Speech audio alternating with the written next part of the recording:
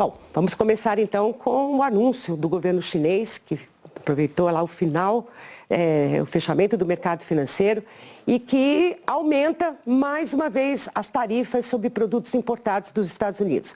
A taxa vai passar de 84% para 125%.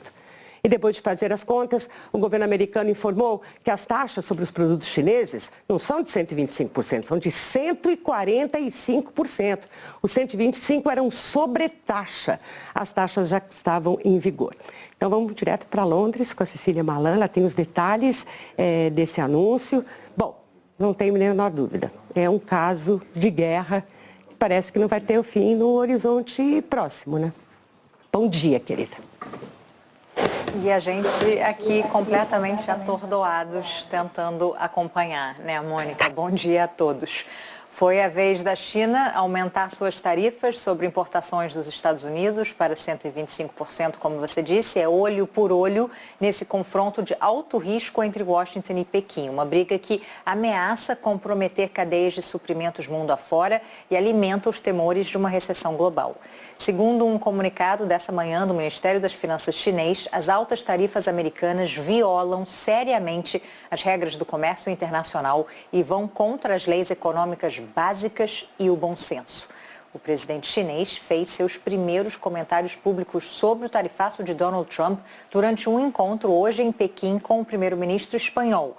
Xi Jinping disse a Pedro Sánchez que a China e a União Europeia deveriam se opor a atos unilaterais de intimidação e que juntos, a segunda maior economia do mundo e o bloco comercial europeu, poderiam ajudar a manter a ordem global baseada em regras.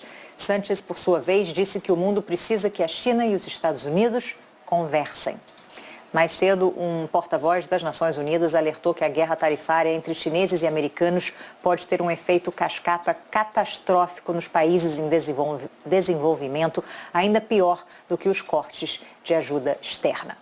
Os mercados já sentiram o baque e estão em queda neste momento aqui na Europa. O breve alívio de ontem, depois que Trump recuou e suspendeu as tarifas mais punitivas para dezenas de países por 90 dias, durou pouco.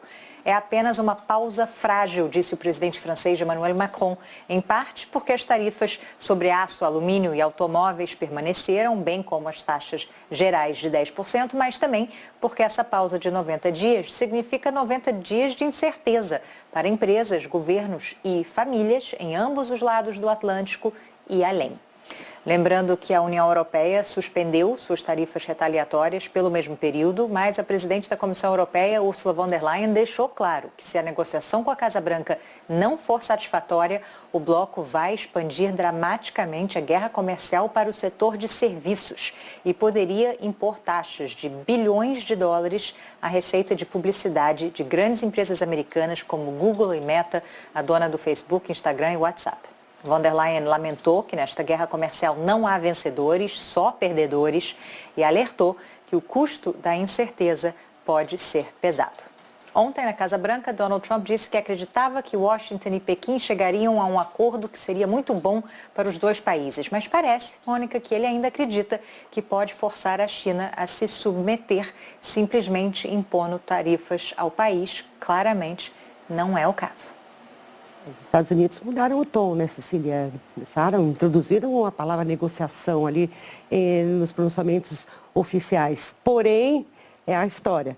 Todo mundo considera que Trump piscou primeiro. Então, agora a China aproveitou essa piscada para retaliar na medida em que os Estados Unidos reduziram a tarifa do resto do mundo. Mas você sabe, Cecília, você deve ter notado também, na fala de economistas, eu comecei a ver várias vezes esse tipo de comparação, até que finalmente ela ficou oficial, tá indo os comentaristas das televisões americanas e tudo mais. E o que acontece entre Estados Unidos e Brasil é uma guerra de galinhas. Eu fui tentar saber o que é. E a guerra de galinhas é o seguinte, a galinha é considerada um bicho covarde, né, que foge dos confrontos e tudo mais. Então, existe um tipo de competição muito doida nos Estados Unidos, em que dois carros vêm, cada um numa direção, cada um num sentido, vem para se encontrar no meio. E quem desviar na última hora é a galinha, é o perdedor. Alguém tem que desviar, ou eles vão bater e vão se destruir. Então, às vezes, os dois carros desviam, às vezes eles batem de frente, às vezes só um desvia. Então, eles dizem, o que está acontecendo é um jogo de galinhas. Eu achei interessante, conhecendo esse jogo, para saber de que se trata. E, de fato, é nisso, né? Eles estão apostando numa colisão, quem vai desviar primeiro? Porque o encontro dessas duas grandes economias é explosiva para os dois. Ninguém vai ganhar. Não tem vencedor em guerra comercial. É o que todo mundo comenta desde que começou essa confusão. Não há vencedores em guerra comercial. Né? E interessante também o que você falou, Cecília, que a China procurou a Europa, a China também procurou o Brasil. Também está prevista, a gente vai dar daqui a pouquinho, uma reunião com o Brasil. A China também está querendo buscar apoio dos demais países importantes, seus parceiros comerciais, para ver o que dá para ser feito. Né? Enquanto isso, a Casa Branca diz, não, queremos que todos os nossos aliados façam também retaliação à China. Está mal parada essa situação, né? Isso. Mônica, o Sánchez, por exemplo, o primeiro-ministro espanhol, desafiou aí um alerta dos Estados Unidos de que países aliados dos americanos não deveriam se engraçar, se aproximar da China. E ele ignorou isso solenemente, apostando na China, sim, como um parceiro comercial para aprofundar essa relação. E muitos observadores aqui no Reino Unido comentam que esse pode ser o efeito a longo prazo dessas decisões drásticas de Donald Trump. Um mundo em que as relações comerciais vão mais para o lado da China, do Oriente, tanto da Europa, África, América do Sul, buscando aprofundar essa relação e cada vez menos dependente e próximo dos Estados Unidos. Então, que isso seria um efeito dessas decisões de Donald Trump e possivelmente um efeito que ele não está levando em consideração, porque parece que tudo é uma questão de ganho imediato para Trump, né? Tudo a curto prazo e sem essa visão de como essa reconfiguração da economia global pode acabar afetando o mundo inteiro e os consumidores americanos também. Países ponderam que o mercado consumidor compensa, né, a perda de um ou de outro, porque o mercado consumidor americano é de alto poder aquisitivo, que não é o caso da China. Mas a China tem o volume, né? Tem bilhão e pouco de chineses, mais outros países asiáticos muito populosos.